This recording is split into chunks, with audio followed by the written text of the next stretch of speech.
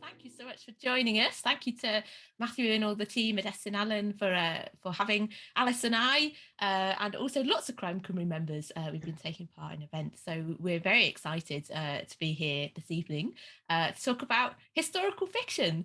And we're both wearing red jumpers without coordinating because we're just on such the same page, Alice and I. So we just dress the same as well. But what we thought we'd do to start this evening is introduce each other, which is a nice thing to be able to do, to talk to a writer you admire and to, say, you know, what you love about their work. So I'm going first. We've decided very democratically, and I'm going to introduce Alis Hawkins. It's my great pleasure to introduce Alis Hawkins this evening. Alice grew up on a dairy farm in Cardiganshire in West Wales, and though she now lives on the border between England and Wales, she is very much present in Wales, both physically through her work with Crime Cymru. We're going to talk a bit about Crime Cymru tonight, but also creatively through her writing. And I think it's fair to say that without Alice, there wouldn't be Crime Cymru at all. Alice was one of 3 writers who decided that there was so much good stuff going on in the crime writing world in Wales that authors should band together to get the word out there, to tell everyone what we were doing, but also to support each other as well. And Alice was the first chair of Crime Cymru. She's sort of set us going, and she's currently the co-chair with Matt Johnson. And she's been a tireless champion of Crime Cymru since the beginning. And I think it's important to say that she does far more than just shout about crime writing. Alice actually gets things done. And without her commitment, her energy and her ambition, we wouldn't be doing half the things that we are today as an organisation, including, I must tell you, the amazing Crime Cymru Festival. This began life digitally this year during the pandemic, and it will be taking place in Aberystwyth in the spring. And we are very excited about that. Watch this space. I first got to know Alice's writing through her Tyvi Valley Coroner series, which we're going to talk about tonight. It's set in West Wales in the 1850s, and it has a really fascinating detective duo, a really interesting, unusual pair. You've got Harry Probert Lloyd, who is a reluctant member of the local gentry who is losing his sight. And he's partnered with John Davies, who is a solicitor's clerk looking to get on in the world, but fighting the challenges of his status. Now, this setup would be interesting enough on its own, but the series has a really interesting added element of fascination, I think, because Harry is a coroner, and this is a peculiar, unusual, endlessly interesting position within the Victorian criminal justice system, and I'm interested in that as a reader and a writer. And you know, Alice will tell us about that today, which is fantastic. And he's often at odds as a coroner with the new police force and also the magistrates. So there's lots of tension going on in these novels, and there are just so many layers in them in terms of history, social justice, gender equality, and the politics of language, because the world Alice creates is just so compelling. And not only does she set books in the 1850s, but the other fictional universe she spends time is the medieval period, which is so different. And that's always so interesting as well. So I'm just so excited to talk to you about that tonight, Alice, as well. And also a new series in a new time and a new place. So we'll get to that as well, I hope. So Alice, hooray! Oh, Cath, thank you so much. Wow, what an introduction. That's just amazing. I'm amazed to hear that that's all me. You know, I was thinking, who is this person? Gosh, this is an amazing person. Oh, it's me, God. Well, and I shall now do similar. So in talking about the lovely Cath, I'm going to call her Cath. I mean, you'll know her as Katherine Stansfield, but we amongst ourselves and in Crime Cymru, we know her as Cath. So Cath grew up on the wilds of Bodmin Moor, and after coming to Wales to study, lived for many years on the equally wild west coast of Wales, though she now lives in Cardiff.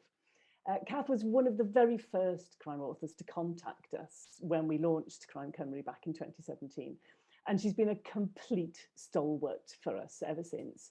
She's been variously our secretary, brilliant panel member at festivals, always provides wise counsels, particularly for me. I mean, I will panic every now and again and ring her up and say, I don't know what to do, Cath. Tell me what to do. And this particularly happened with the festival, because as well as running a festival this year and next, one digital and one in the real world, we decided also in the same year to launch our inaugural first novel competition. Hooray. And I basically dumped that on Cath. She volunteered to be part of that, and I said, please, will you chair that committee? So she did, and she has done a brilliant job of that. And we're about to start sifting through all the various entries, which is a fantastic thing. Anyway, as a writer, Cath's equally versatile. She's a published poet. She runs very well-received crime fiction workshops, which I know some of the people here tonight will have been on. She's been a literary fund fellow in the past, and as well as all of that, she writes award-winning novels. She's currently got 2 very different crime series in publication. So there's 3 novels in her Cornish Mysteries series, featuring the brilliant and unique pairing of Anna Drake and Shelley Williams, 2 very, very different women from opposite ends of the social spectrum. And also a gaslight. A gaslight fantasy was a new thing for me. Me too. Maybe Cath will explain what gaslight fantasy means in a bit. Anyway, the gaslight fantasy crime trilogy that she's written with her partner under the name of D.K. Fields, and that's set in the fictional and brilliant world of Ffenest. If I pronounced that correctly, Cath? Yeah, there we go. Always want to say Ffenest, like Welsh window. Anyway, yeah, well, it onto a different world. It is. It comes from the Italian word for window. Oh, so there you go. You're very close. And it is definitely a window on a different world. But her Cornish Mysteries, which is what we're really going to be discussing this evening, because we're talking about historical fiction, they see Anna and Shelley investigating crimes which are based on real events in Cornish history. But they also involve quite a good dash of Cornish folklore. So if you think of Cath's books in terms of Sherlock Holmes meets the X-Files meets Daphne du Maurier, you wouldn't be too far out. Her mysteries are wonderfully atmospheric, meticulously researched, and frankly, they're a joy to read. I mean, I wasn't at all surprised after reading the first of them, Falling Creatures, to know that Cath is also a published poet, because her prose is just gorgeous. Also, Shelley and Anna are one of the most interesting detective pairings that I've come across, especially in historical fiction, which is not overburdened with female main protagonists. So I'm absolutely delighted to have the chance to talk to Cath about those 3 novels in depth this evening. Brilliant. Well, great. Thank you. That's very nice. It's a lovely way to start an event. The Mutual Admiration Society. Yeah, exactly. Well, and hopefully that's given people who didn't know us already an idea of what we're interested in and what we write. And there is sort of uncannily quite a lot of crossover in terms of what we're interested in and how our different areas that our novels address. And that was quite spooky when I first met you, to realise that and think it's not just me that's interested in the start of the police force in Britain, you know, there's someone else's as well. And we decided we'd get started tonight by thinking about our first historical fiction novels personally, and what they were and what drew us to writing about the past and particular periods, and also what we learned really along the way.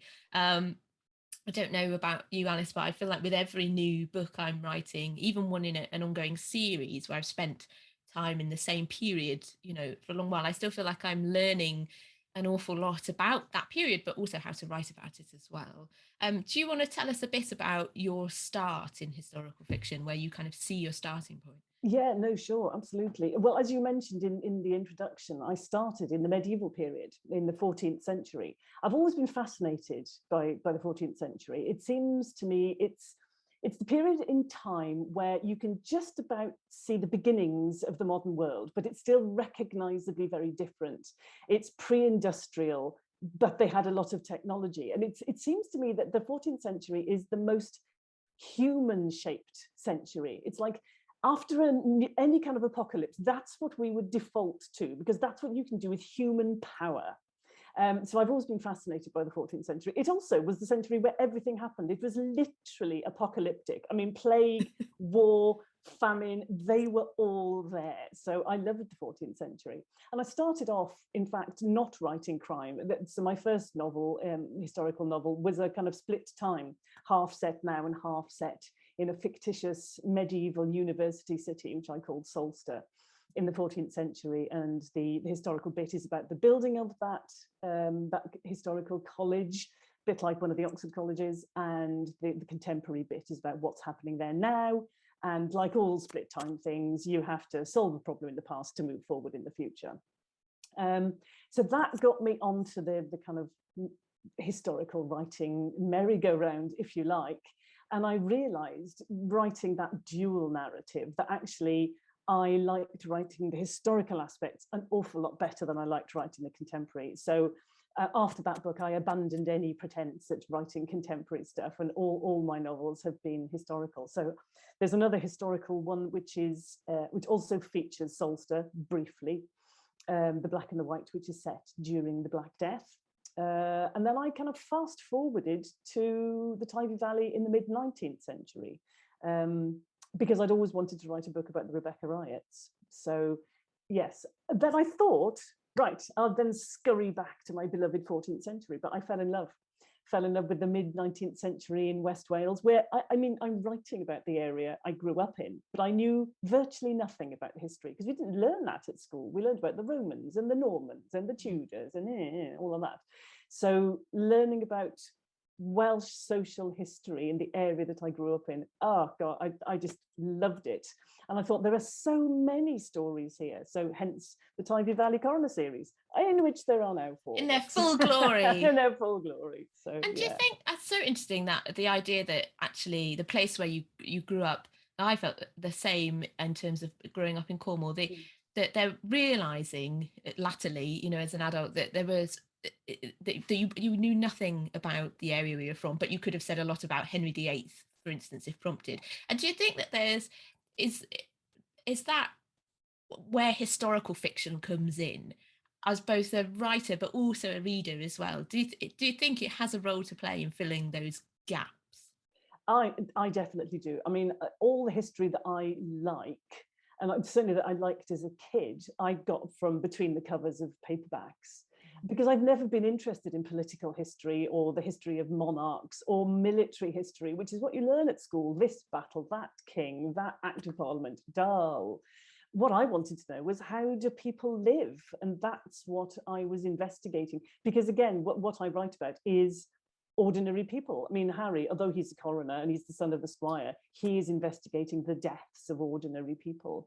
And that's been absolutely fantastic. And to learn about the area that I grew up in, you know, literally the ancestors of the people that I went to school with, because I'm not from that area. My parents are from Pontypool. So has just been brilliant. And to see when we moved there in the 60s, you can still see the kind of remainders of that way of life. It's all gone now completely, but there were attitudes, there were practices and what have you in the farming community then, which had come straight down from centuries before. And that I found that really thrilling in a way.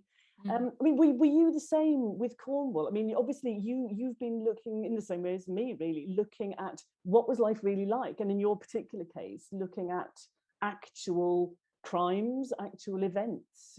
Did you know any of those events before you started looking? I knew some of them. So the just to wave a book cover, so it's nice to have a visual aid, isn't it? So yeah, this book, which you very kindly mentioned already. So this is the first in my historical crime series. That's about a real murder that took place, and the reason I knew about it is because the place where it happened in 1844 was just up the road from where I grew up. So it was one of the most famous thing to happen in that area, and the reason that it was famous is because it became it was a very well reported story in the day at the time. So it was reported first locally and then it reached the national newspapers, and it was a very grisly, gory crime that attracted a lot of widespread attention, and it was about the death of a young woman at the hands of what was reported to be a man. And I think to reflect on that narrative on a day like today, in terms of what in the UK we've been hearing the horrors of Sarah Everett's experience, and the issues that raises about male violence against women, that is incredibly current and real and present. but of course I was writing about an event that took place in 1844 that has so many parallels, because unfortunately those stories are persistent. And so I think that that's one reason why I was drawn to write about that particular crime, because it seemed to have so much, sadly, so much contemporary relevance. So that's what started this series off. And then, of course, once you've got the parameters of a series, you've decided this is where my series takes place, this is the locale, this is the time period. You know, if you start in 1844, you're going to stick around that time unless your next book is 20 years hence and your characters have aged a great deal. And so that set the footprint. And then I, of course, as you know, one thing leads to another, and you read one book and you think it's going to tell you one thing, and actually you find some other great tidbit, and that sends you off a different way. That the first book led me to lots of other real stories and real experiences that sort of guided me through that. But the first novel that I wrote, the first historical novel, this one, The Visitor, is also set in Cornwall, but it takes place in the 1880s and 1936. So it's interesting that my first historical novel, like yours, moved between time periods. And I'm it's hard, isn't it? It's a hard way to write historical fiction. And it's interesting you say, because obviously now you know that it's the past you want to write about rather than that present day. But I wonder if you'd be tempted to write another time slip with the two strands again, or actually if you've realized, however many books in that you are, that actually that is quite tricky. Yeah, it's not so much the technical trickiness as I think what I've realized about the way I write is that there's not enough what you might call psychic distance between me and contemporary people. There's not enough separation between me as the writer and them as the character, and they always become a little bit like me. Whereas if they're in the past, then they can't be me. Right. I mean, I've kind of compounded that by pretty much uniquely writing, not uniquely, just writing about men. So nearly all my protagonists have been young, very young men, in fact, probably because I've got two sons. And I'm now thinking about my next series and writing a woman. But I think setting your novels in the past gives you that necessary distance between you and your characters. One thing I was going to ask you, from the things you were just saying, do you feel that historical novels work best when there's an obvious resonance between them and what's happening in the present? Or do you think that actually what you referred to earlier on, we need to be reflecting what was happening then, or is it somehow the sweet spot where you do both? Oh, that's such a good question, because it's very easy, I think, for historical fiction to become didactic and to have a message, and for the thing that you're reflecting on it to become quite trite, you know, and to potentially use an event from the past, you know, potentially real people, real experiences, and then make use of them for our own ends. And we do that, I think, as writers, but I think it's quite a potentially problematic area, and it can, we think about appropriation, but also things just not doing the past events justice as we try and make our point about the present. So I think it can be easy to try and make that connection too tight and blunt, and then it all falls apart. But then at the same time, I think that actually we are 21st century writers, and it's impossible to distance ourselves from what preoccupies us in the present, and that however we look at an event, experiences of the past, say the 1850s in your case, the 1840s in mine with our series, how could we look at those without the lens of who we are, the product of our circumstances and that sort of thing? So I think that that's a kind of negotiation that I'm always really conscious of. And I think what I've tried to do is to trust myself a bit more as I've gone on, that there are things that I am preoccupied by, that I'm conscious of or not, and that that will influence what I choose to write about in the past, and those inflections, connections will appear because they're there anyway, and not to try and force it or seek to be too didactic. But of course, a reader with any kind of fiction, we never know what our reader's bringing to that text, do we? And how we might actually be writing about something that we thought was very kind of neutral, this was just the Corn Laws, and then actually someone says, oh my goodness, because of what has happened in my family or what's happening at work, they see a parallel. And I think that's one of the joys of fiction generally, but it's particularly powerful with historical fiction, because you often don't know what's going to connect with people. It can be quite surprising. No. I mean, how do you feel about that question, the excellent question you asked me, that do you think historical fiction works better if you can see that more overt parallel? And are you aiming for that or not? I'm never aiming for that, partly because, as you know, Cath, I don't really plan my books.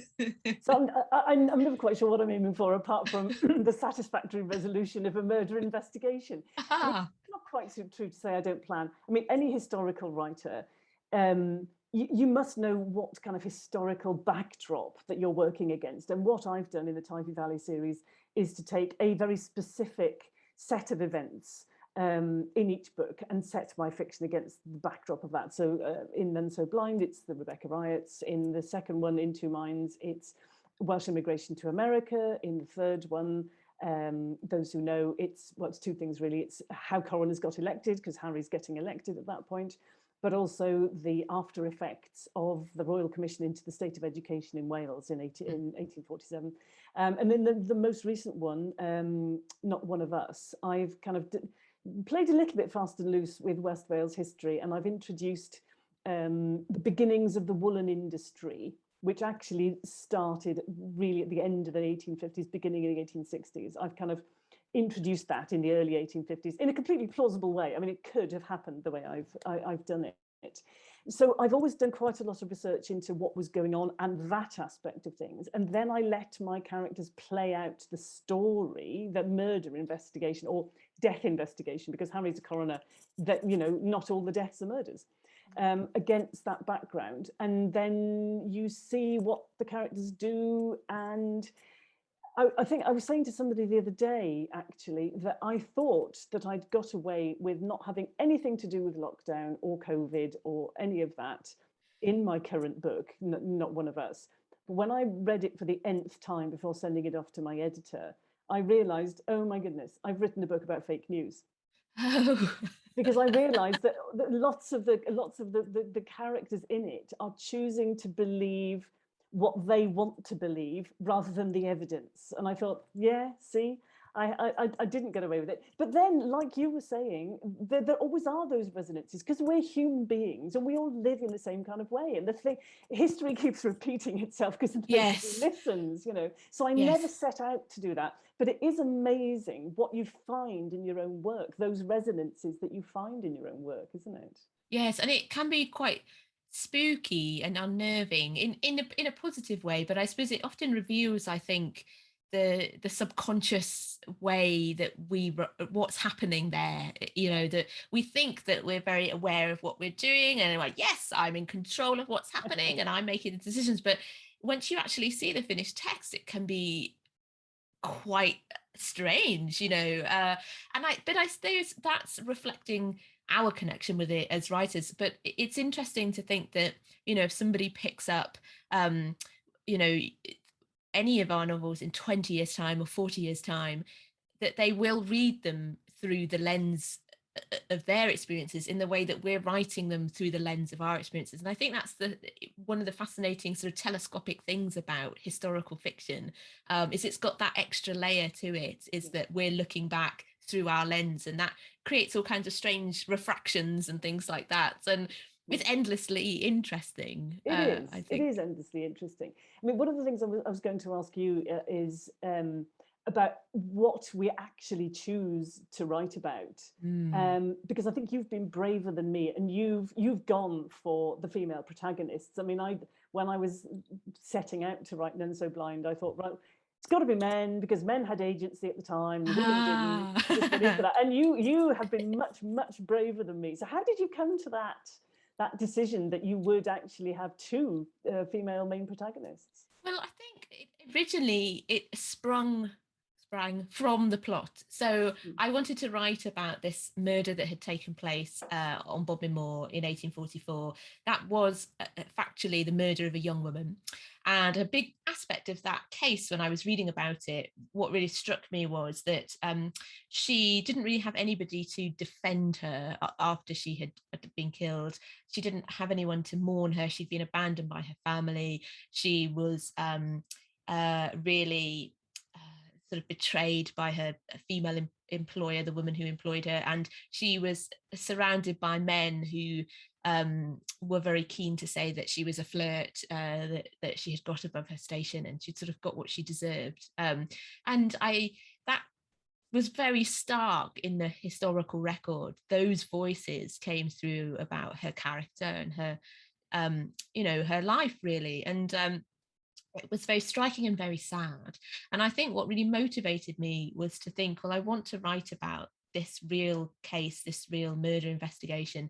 But I also want to do that, for my way into that, my protagonist, my detective, to be somebody who mourns her, this woman who had been killed, Charlotte Diamond, somebody who fights for her and who cared about her. And so that's where it started from, was actually trying to, I could see there was a real void in the reporting of the victim's life. And I felt compelled, and this is what one can do in fiction, compelled to fill that void with some kind of entity, somebody who cared and would be motivated to find out the truth. And that it just, because of the balance of genders in the story already, because of the power dynamic in that particular locale, that person had to be a woman. And it just so it happened that as I was writing and this character came into being, she wasn't just a friend of the woman who had died. She was actually a lover, or a would-be lover, that this was actually an intense romantic relationship, a physical relationship, if you believe the narrator. Maybe you shouldn't, couldn't say. But that's, so it kind of, the energy of that character and that she was a woman, and that she was going into this challenge, with a perceived lack of agency and lack of power, because she wanted to redress that balance herself. It was those sorts of things kind of created her. And then in terms of, there's another detective, her sort of turns out to be her detective partner, comes into being. They meet in this first case. Again, it seemed natural that Anna Drake would also be a woman, but I think that's because of the first character I'd created, Shilly, who tries to start investigating by herself and then needs Anna's help, and they come together, both got their own reasons. I think that one gave rise to the other, and I was interested in how they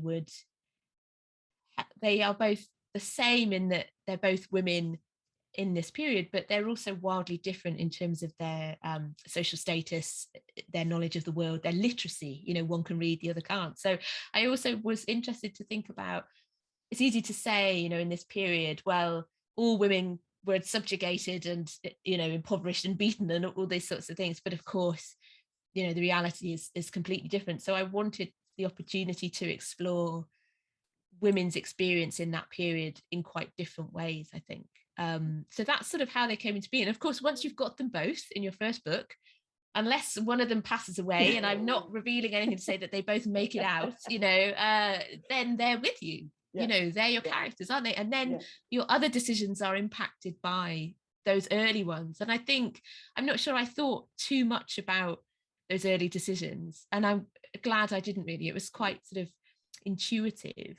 And obviously you felt quite strongly that you were going to have male protagonists, but I'm always interested in when Harry's blindness appeared in your mind or in his character, and whether or not you were working from a historical starting point with that element of his character, or whether or not that is just something that came to you from the ether.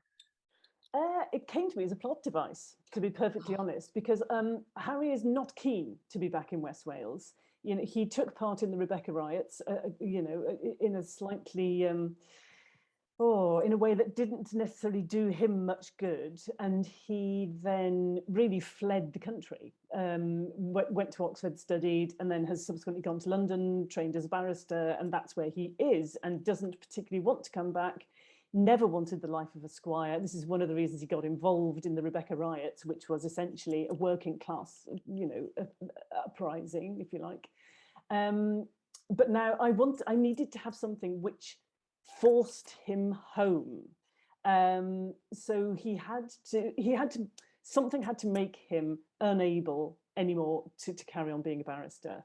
So he either had to have a catastrophic accident, which stopped his mobility, meant he couldn't get about. That wouldn't really work in terms of an investigation because he needs to be able to wander about. So it was like, okay, he needs to be deaf or blind. And I realized that actually being deaf is much more socially isolating. He would find it very, very difficult to do what he needed to do if he was deaf. So I made him blind. But I didn't want him to be completely blind. And also, it's quite unusual that you would go completely blind at his age. So I did some research and worked out what kind of variety of blindness would be best for him and for me as the writer, and came up with macular degeneration, which means you lose your central vision, but retain peripheral vision. So as he says, I think at some point in the first book, None So Blind, I can see, but I can't look. So he is aware that things are there. He doesn't bump into the furniture. He can get about independently, but he can't see faces. He can't read. He can't see detail in any way. It's incredibly frustrating for him. But that's why I made him blind. Can I come back to something that you were mentioning just now? That business of the perception of the period, what people think it was like. How much are you as a novelist, because this is something I grapple with quite a lot, how much are you as a novelist challenging what people think the 19th century was like? And how afraid are you? Because again, I constantly worry about this, that people will think, well, that's not right. She hasn't done her research because that's not what it was like. How do you kind of navigate that? Oh, with great trepidation, I think, but it also gets to the heart, doesn't it, of people, the perception versus research, because as I'm sure, you found out as well that, we take our own baggage to a period, and then in researching, you can discover, oh my goodness, well, actually, I was completely wrong on that score. And that might be, so you discover a fact, a truth that you think, well, this is great, this is going to really animate my historical fiction series.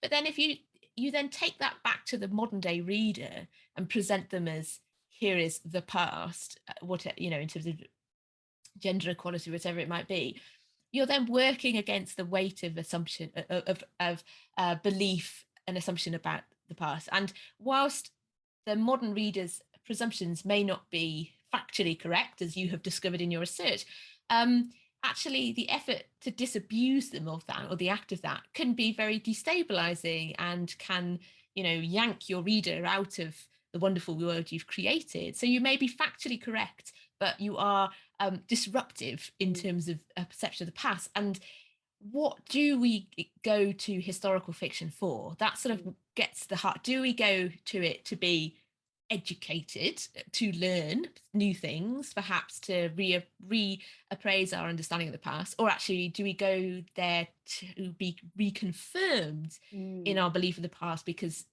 that's the version of the past we're interested in?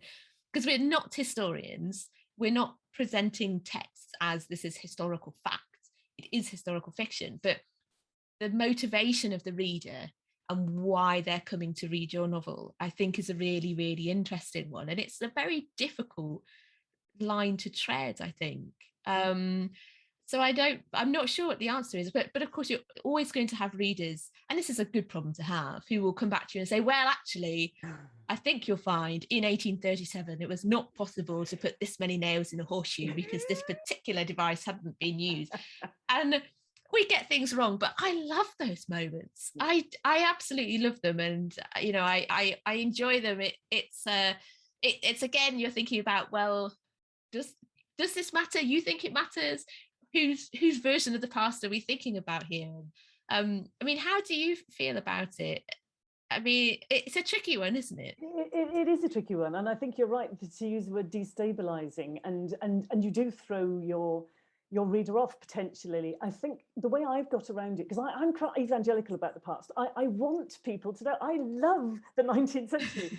I mean, I thought I didn't like it at all until, but I had to tell a story about the Rebecca riot, so I made myself find out about it, and I realized that pretty much everything I thought about the 19th century was wrong. So I've become quite evangelical about helping other people to see that maybe their preconceptions are wrong. And I think one of the ways that I've done that is to have my central characters kind of playing off against each other. Harry is quite an uncharacteristic mid-century man in a way. Not that there was, the typical man. I mean, it's like saying, what's a typical 21st century man? Well, it depends what class they are, how much education they've got, where they're from, I kind of initially conceived of John Davis, Harry's assistant, as a kind of everyman who could say, well, why are you doing that? What's this about? To kind of be a foil for Harry. But of course, in the way that characters do, he refused to do that. It's like, excuse me, I'm a real person. I'm not doing your bidding. Thank you very much. But John, I suppose, is much less keen to defy convention. So we've still got that. He's still questioning, well, why is Harry doing that? What's going on here? So John kind of represents, in his slight fearfulness of defying convention, he's a more representative, and I suppose what people think of as people in the 19th century. But he allows us to understand how and why Harry is different, I suppose. But it is interesting, this business of what a character's like. If I could just tell a quick story about John. So the latest book, Not One of Us, is set in 1851.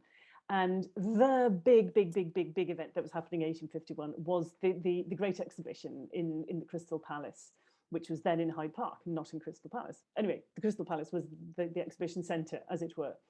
And if you're writing a book set in 1851, you have to include the Great Exhibition. There's just no excuse otherwise. So I sent John there. And when I sent him there, I realized I had no idea how he was going to respond to it. And it was very interesting seeing his response, because that was a way that enabled me to talk about what were people's responses to the Great Exhibition, because not everybody thought, oh, this is amazing, this is the future. Some people thought, dear God, this is the future. In the same way that we do, we look at the future and we think, AI, don't want to go there. Human implants, don't want to go there. And he was looking at the mechanization of agriculture and thinking, don't want to go there. So yeah, you are walking a tightrope all the time, aren't you? And you have to let your characters explain, I think, rather than, as you said earlier, being in a kind of didactic way. You've got to let your characters explain how they're interacting with their environment. I mean, is there anything you've got similar to the Great Exhibition which made you think, oh, I need to be careful about how I do this? I could think of, but it's interesting when you were talking about having John, intending him as like a foil, that I think I've used the same technique now I think about it, but again, not consciously, which is that Shelley is your, if you like, perhaps what people might expect of a member of the labouring class. She's illiterate. Her worldview is incredibly narrow. Her vocabulary is very narrow. And actually, she's there to be the reader's way of navigating what is the other way of living, which is that of Anna Drake, who is the new thing, the new detective, the new way of thinking about the world and crime and observation and things like that. So I think that it's really funny that I as you were describing that, thinking about the duo that way, I thought that's exactly what I've done. And it's interesting, isn't it? And I think that's coming back to think about historical crime specifically, that's another reason why the duo is such an important dynamic, isn't it? And they work just as hard in historical crime fiction as they do in crime fiction, in terms of sharing the not the burden exactly, but doing the heavy lifting in terms of helping the reader follow the case. What do we know? What don't we know? But also, what do I know about life right now, and what don't I know about life right now? Yeah, that's a good point to go to questions. What don't I know about life right now, as a natural segue, as I'm just looking at the time. So I'm wondering if we come back to Matthew, who's here with us, who could let us know how things are going on the questions front, because we can't see that. So no, I've got just the one at the moment, but if anyone else has got some questions, please pop them in the comments and we will have a look. Ooh, another one's just popped up. But the first question we've got this evening could be to both of you. Does what you read influence your writing? Ooh, good question. Very good question. I'm always very careful what I read when I'm writing. I don't read any 19th century fiction. Certainly not 19th century crime fiction, because I feel my style would be influenced, and possibly some of the things I wrote about would be influenced. So yes, I mean, I think all writers are influenced by what they read. I mean, some for both good and ill. I mean, I'll read some books and I'll think, oh my gosh, right, mistake. I'm not doing that. How are they? That's a terrible. No, they don't. You're wrong. And then you read others and you think, wow, I am just inspired by the way this person has dealt with this particular thing, or the way they've structured their book. It's just, oh wow, I've got to learn from that. I mean, you never just lift what another writer has done, but sometimes something is just, it just blows you away so much. You think, right, I need to think how I am going to do that in my next book. What about you, Cath? You're nodding away. Well, I think very similar, although I do tend to read 19th century fiction when I'm writing my neo stuff. Maybe that's not a good idea, but I find somehow it helps me just tune in a bit more. But I think just because I'm often writing about farming communities, about people working on the land, about various, kind of working people, is that I often want to read lots of novels set or involving farmyards or dairies or fishermen, and just some of the language, the terminology, I find it's like a radio frequency. It kind of helps me tune in. But what I also find as well, I don't know about you, Alice, is that I get stuck in a rut in terms of my kind of language and use of expression. I can find myself being kind of a bit samey sometimes. You kind of get into a pattern, a bit tired, and you've got to finish this book. And so sometimes then reading something completely different it can just, it's like a sort of a recharge, and it can just kind of shake up my sentences, shake up my language, and it gives me a kind of a freshness, which can be really, really wonderful. But it's just, the question is being aware that you've reached the point you need it, like I need that recharge of some maybe some contemporary experimental fiction. Maybe that's what I need. So it's like both ends of the spectrum, I suppose. Right. Yeah. Do you read contemporary newspapers of the time? I mean, are you on the British newspaper? I found that tremendously. I mean, I'll kind of keep going back to that while I'm writing, because I find particularly the front pages with all the adverts and the public announcements so helpful, because There's nothing like an advert to tell you how people lived and what they thought and what they believed and what was important to them. Yes. Yeah, the front pages of newspapers in those days, which were all adverts for anybody who doesn't know, are just a treasure trove of social history. Fantastic. Yes, and we're very lucky that they're so widely available as a resource, and I think that's just an absolute gift, if you're writing about the Victorian period particularly. Absolutely. Yeah. Thank you, Beth Ann, for that question. We've got another question from Philip. Again, could be to both of you. What do you enjoy the most, the research or the actual writing? It depends what day you ask me, to be honest. Probably whatever I'm doing, I prefer the other thing. I think that's what I would say. I don't know about you, Alice. What do you think about that? I do love the research, but it would make no sense without the writing. So I've been researching now for coming up for 3 months, and I'm desperate to start writing. So the writing is the most important thing, but because I write historical fiction, the research is essential, and because I love the research, I write historical fiction. So that's a bit of a circular thing. But yeah, I mean, I wouldn't sit around doing all the research if I wasn't going to write a book. I'll be honest. You know, it's great, but I wouldn't do it, you know, unless I was actually producing something. I think I feel the same, because there comes a point where I just want to kind of animate it. You know, I want the thing I've learned, I want to put into the mouths of my characters, and for them to have a row about it, or, you know, for it to matter in whatever they're trying to investigate. You know, it's like a sort of, it's activating it, turning it on, putting the spark to it. And that's always very exciting. And I always think that that's a really good sign. You know, if I've read something, I've got this body of knowledge, and then I'm thinking, oh, you know, I can see, not in a sort of tangible way, but I can see it's here in this computer document, and here it's going in this story, and I can almost see it zipping past me, in front of me, like electric, and that's really exciting. But of course, the thing about, you know, research-based writing, whether that be historical fiction or, if you know, contemporary fiction, but it's about a particular topic, or science fiction and you're researching lots of scientific ideas, whatever it might be, is that you can hang on to the research like a crutch, like, oh, I'm just not ready yet. I'm not ready yet. Oh, I've got to get these other 18 books out of the library, you know, and watch these 55 YouTube videos. I couldn't possibly start. And it's so easy to stay in that kind of safe research area before you actually have to commit to the page and the pure horror of the blank page. You know? So do you feel you've got better at that as time goes on? I mean, no. you know, because I definitely think I have. Oh, I mean, good.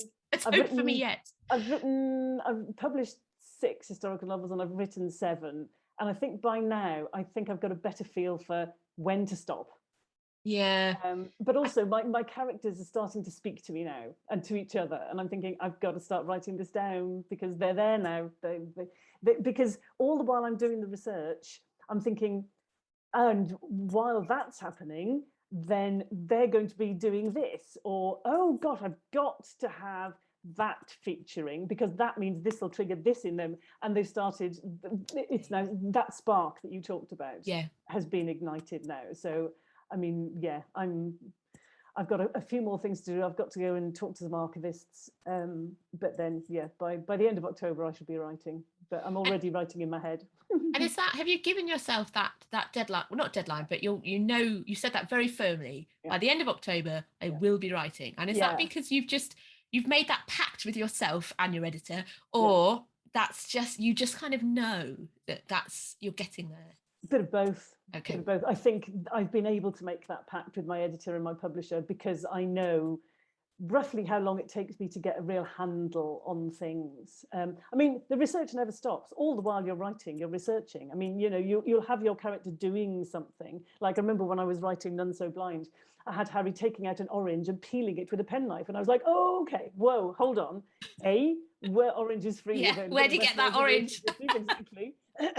And penknives, when did they start folding up? When did, you know? So that was like, I don't know, certainly several hours research just in the middle of the day while I was writing that book. So the research never stops. Because of course, things like that, you cannot really foresee that they're coming out. They're going to come out of the story to meet you. I mean, I often find that when I have characters go to light something, to strike a light, to make a light, it should be very easy. They come in, it's dark. How are they doing that? Yes. And actually, it's just so happens that in that period, they were moving towards matches as we would recognize them, but not quite. Would they really have had them on this farm in 1844? I just don't think so. What was she doing? And that could take me ages thinking about light. It's a particular bugbear. So I almost now, I think I've got scenes where they're just probably in the dark, you know, because I just get them in there, and they're bumping into stuff, make that part of the scene, because sometimes the business of light. But of course, most readers aren't stopping to think, well, hang on a minute, what did she use? What she picked up there? But for me, that's a kind of a strange stumble, and it represents something I'm just never quite confident about, because I can't quite track it down, because no one's talking in the documents about, well, this is how we struck our light, because it doesn't matter. No, again, you've got to, I find, you go back to the adverts. When did they start advertising matches? Yeah. So yeah, they had it, I think they'd invented them in the time you're writing about, Yes. but they were in more common use by the time I'm writing. But again, they were expensive, so only the early adopters had them. But yeah, exactly. I mean, light and heat and wandering around in the dark on horseback. I mean, all those things, they're so big in the 19th century, aren't they? Yes, absolutely. You know? And I think people's, that question of how much light they had, when they had it, what time of day, is a big thing about how long people's days were. So if you couldn't afford candles, your day was much shorter in terms of what you could actually do. Absolutely. And that's a really big thing in terms of social class and employment and leisure time and all those sorts of things. So it's both a small thing, how does she like the room, but it's also enormous in terms of what else it says. And I find that at points frustrating, like, oh my God, there's an abyss here. And also like, isn't this interesting that this small detail actually blows up so much? And it can tell you so much about your characters, about where they belong, about their resentments. Oh, why haven't I got enough money to afford matches? They're burning all the candles in here. Absolutely, yes. And what were the candles made of? Yes. And, did they smell? Exactly. And because I remember thinking, right, what was lamp oil like at the time? And there was a real distinction between fish oil, which stank, and spermaceti, which was lovely and didn't smell and provided much brighter light. And again, we're talking about people who couldn't afford much had the stinking fish oil, and the people who had more money had spermaceti. It's fascinating because we don't have that now. Electricity is electricity is electricity. So yes, all exactly. These distinctions that come through everything that you're using. So fascinating. It's a minefield, isn't it? It's a minefield. Oh, fantastic. We've got time, I think, for 2 more questions, if that's okay. Winnie has asked, how difficult is it not to be anachronistic? Is that an issue? They ask. It is hard. I think it is. Again, I think it comes back to, I mean, you can fall into anachronism at just a pure mistake, an error. It happens, of course it does. But then you've got that bigger question of anachronistic, and the anachronism, is it factually incorrect or is it just a perception? And I'm very mindful of the latter, thinking about the power of historical fiction to reveal the history of people who aren't in the historical record, so who aren't in the news, whose voices aren't in the newspapers, who aren't recorded in autobiographies, whatever it might be. So historical fiction has a really powerful role to play in helping us understand more about the past. So, a big thing would be, the history of people of colour in Britain, before the Windrush generation arrived. Historical fiction can be so powerful in helping us understand the plurality of history and experiences of individuals who are actually marginalised. But you go into historical fiction thinking, yes, right on, I'm going to do this, but that can be met with a charge of anachronism, which is itself very political, and that's an important conversation to have, but it can be very revealing as well. So I think anachronism is an interesting word. This is a very long-winded answer that can be used in different ways in historical fiction, and sometimes it's kind of neutral and other times it's not. And that I'm aware of that, and that's interesting, I think. Can I just talk a bit about anachronistic language? I mean, I'm always looking up phrases and things that, would people have said that then? When did that phrase come into being? And sometimes you think, yes, this phrase I want to use was in use then, but it sounds so modern, don't use it. Because even though it's accurate, it'll pull people out of the moment because they think, oh gosh, no, that's got to be a 20th century thing. And you don't want people thinking, oh, that can't be right. Because you can't really explain. I mean, I was talking about explaining how people might have got the wrong impression about the 19th century earlier on, but you can't have characters saying to each other, oh, well, when did people start using that phrase then, Johnny? So there are lots of lovely phrases which I've discovered that were perfectly, available at the time, but I've had to decide I'm just not going to use that because people will think, that it wasn't current at the time. So it's always a balancing act, isn't it? Definitely. Brilliant. I've got one final question. It's from Gwyn in Swansea, and he asks, do you use theatre plays as a source for your writings of historical fiction, and in particular the mystery genre? That's a really interesting question. I mean, Alice, you've written plays, haven't you? So yeah, it'd be interesting to hear your thoughts on this. No, is the honest and very quick answer. I don't. Possibly I should. I mean, I'm certainly looking at the theatre a lot in my research for my current series, but not in terms of the kind of matter of the plays, if you like, just who went, who was in plays, who attended plays, what was the whole culture around that like. I think plays are such a different genre, such a different medium, that actually it's quite difficult to have any kind of crossover at all. Plays much more immediate. They don't allow for much elaboration in the way that novels do. You've got to get in there, make your point, leave. So no, I don't see a lot of crossover, but I'm sure that's just me. How about you, Cath? No, I'm the same, but it's interesting. You've reminded me with this question, Gwyn, so thank you, of a deleted scene in Falling Creatures, because the murder that is at the heart of this story was very famous locally. Lots of people were talking about it and speculating, and it had lots of very gratuitous detail. It became very popular for kind of improvised street theatre. So people would, I think, put on just sort of almost like pop-up plays in which they would act out what was supposed to be the story of this murder. There was somebody locally who was thought to have done it, and he was arrested, and so there was a performance angle of this murder, which I did write about, and I did have my characters witnessing this play, this version of the story.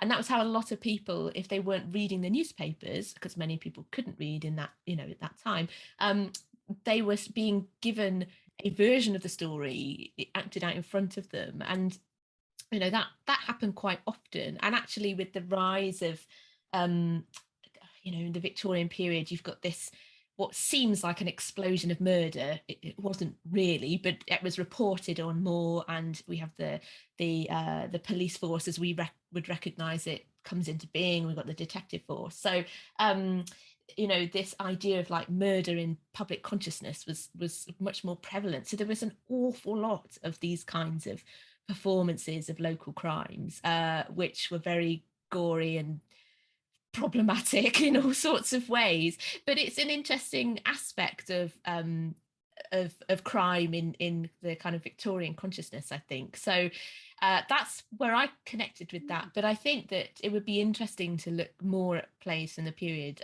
But it's another way to think about language, isn't it? And spoken language, and how people actually spoke for writing dialogue, I think is a great resource. Oh, that's brilliant. Well, can I just say a really big thank you to you both for a fascinating talk this evening. It's been absolutely brilliant. And also thanks to everyone at home for joining us, popping some questions in the comments and supporting this event. Just before we go, just time for me to say, keep an eye, as Katherine mentioned earlier, on crime.cymru for news of all their future events, festival news next spring. Sounds really exciting. And also keep an eye on your local library service social media channels. Today was really the start of a rolling season of content provided by Crime Cymru with support from Estyn Athlan, which is a Welsh Libraries digital project.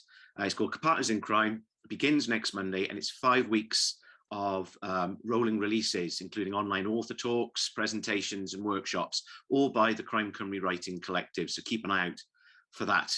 So thanks once again. And all I need to say now is nos da I chi gyd. Good night to you all, wherever you are. Good night. Thank you, everyone. Thank you, Matthew. Thanks for coming. Thanks everyone.